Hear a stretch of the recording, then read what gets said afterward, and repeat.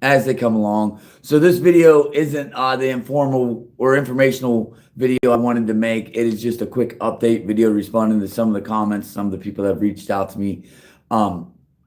So I have filed motions in this case, as some of you have suggested. I have filed a motion to compel the warrant to find out what's the warrant even for my Gmail account. What crime did I commit with my Gmail account?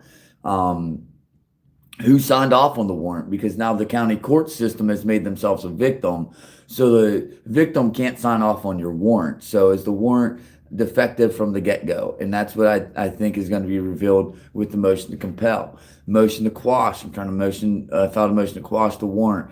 Motion for in-camera inspection. And I believe I said a motion to set an expedited hearing, which did not happen.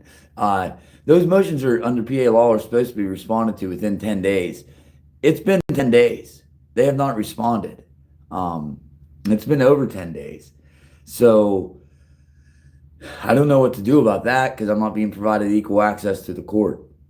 I'm not providing any access to the court, and I'm being charged for trying to access the court. Now, I've also filed a motion to dismiss, and this one got pretty heavy. I had to file an amended motion to dismiss, and in that motion to dismiss, I mentioned how my attorney in the other matter involving this judge that claims he was a victim of mine over a Christmas song, and me filing my appeal brief. That attorney has indicated he is going forward with some sort of action against this judge. So that's exciting and it's encouraging. I don't know how much in PA that matters because they have what's called a judicial conduct board in Pennsylvania, and it's ran by the Supreme Court of PA. Right there, that's your issue. The Supreme Court of PA has already issued rulings. I can't remember the case name. I'll have to look it up. But they've ruled that Pennsylvania judges always act with integrity and always follow the law, which is obviously not congruent with reality when you look at just the fact of 2 judges going to jail for the Kids for Cash scandal, for taking bribes to send kids away, a human trafficking scandal involving children being punished with state authority, wrongful state authority because of a judge. So as far as, filing a judicial conduct board like some people have suggested I do, I don't have any faith in that. From what I've seen, the only cases that they take are cases that get media attention. So unless I can get on some kind of YouTube channel or start getting media coverage of some sort, I don't know how much the Judicial Conduct Board is going to do. It's sad that's our reality, that you have to get thousands of views, millions of views before public officials will start doing their job properly and following the law. But it's quite sad that this is America. You have massive amounts of drug dealing and fraud and all sorts of horrible crime, and yet they're worried about a Christmas song. Down there in the comments, hi, thanks for watching. Appreciate you commenting. Give me a like, a subscribe if you haven't, guys. Everything helps. But I did want to give you guys an update on those motions. So right now it's 5 motions plus the amended motion. For the people that just start tuning in, motion to compel, motion to quash, motion to have in-camera inspection of the warrant and item seized, and also a motion to set an expedited hearing. The expedited hearing motion, ignored. After I filed all those motions, guys, it is important to know that once I filed these motions, the president judge decided to step in, force recusal of all magistrates and of all judges in the county of Adams. I've been there on vacation, like a school trip and stuff, to see the battlefields. I mean, I went there on a private vacation one time 13 years ago, but I have not been to Adams County. It's 4.5 hours away from me. It's insane that filing a brief has led to this. But I got the judge's address. I got the detective's address. They will be getting served personally for lawsuits. And I'm going to be serving them notices to preserve. I can't sue them just yet, but I'm going to send them notices to preserve. Down there in the comments, I am doing really well. How are you guys doing? It's Sunday. It's my last day of a long weekend for work. So I'll go in tonight, and then tomorrow I'll be able to hop right back on this. And I'm gonna make a much better video. And it's not gonna be live, guys. I'm gonna make a produced video, I guess, just on my own. But I got all the documents, all the paperwork, so you guys can see, you guys can share, and the public can be informed of what it's actually like dealing with American court systems as an American taxpayer in 2026.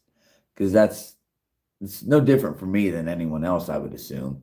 All I did was file a brief against the judge's denial of my petition, and then I'm getting charged with harassment for that.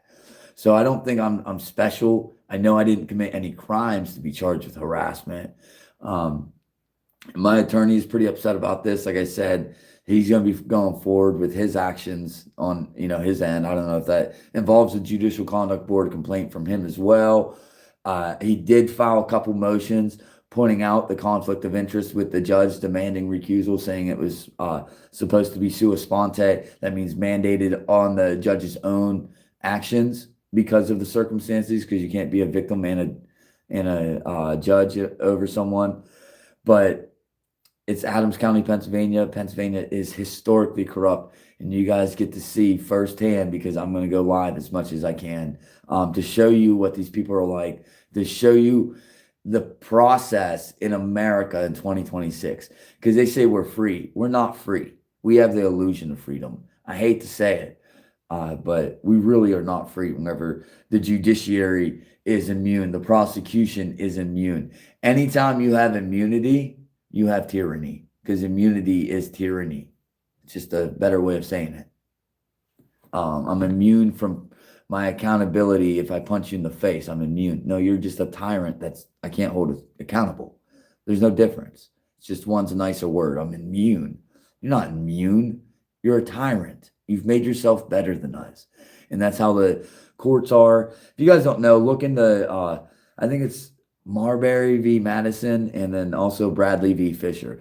Marbury v. Madison gave the court's judicial review, and with judicial review in Bradley v. Fisher, 1872 or 1871, that's what it was, I think 1871, the courts decided with their judicial review that they can't be sued.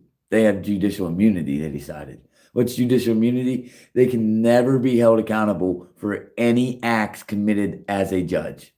And they state, even if malicious, even if knowingly and statedly done with intent to harm the litigant, judges cannot be held accountable for their actions as a judge. Look that up. Bradley v. Fisher, I think it's 1871. You will be disgusted, and you will realize we are not ruled by a Congress or a Senate or an election process or a president. We are ruled by judges at every step of the way. I'm not joking.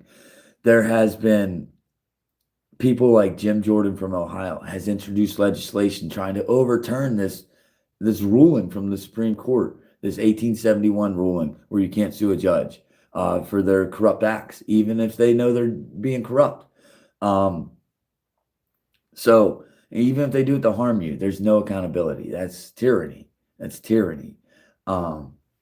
Jim Jordan's done that. There's been, I was looking up someone. There's a senator. It was a senator from Hawaii. She is not my senator. She's not in the news all the time. She introduced the Judicial Accountability Act just last year to continue on with the fight that Jim Jordan's been doing. And it's Democrats and Republicans. As you can see, Jim Jordan's pretty far right. This woman is pretty far left. So it's not a one side or the other issue. This is something all Americans can get behind. Judicial accountability is needed in our country. Without it, you're going to continue to have judges, issuing secret warrants, like in my case, pretending that they're a victim because I filed a brief. You're going to have that whenever you don't have accountability. So I want to thank you guys for watching. I got stuff to do. I got to get ready for work and all that.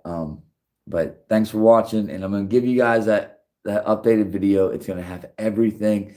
It's going to have the email I sent that supposedly harassed the judge, even though it wasn't sent to the judge. I'll have some information on the the judge himself. I can provide some information on Michael J. Rinaldi, not the UPenn professor. I believe that's his son. I'm talking Michael J. Rinaldi, the former Shippensburg police officer and the current Adams County detective. But I do want to thank you guys for watching, and have a good day, guys.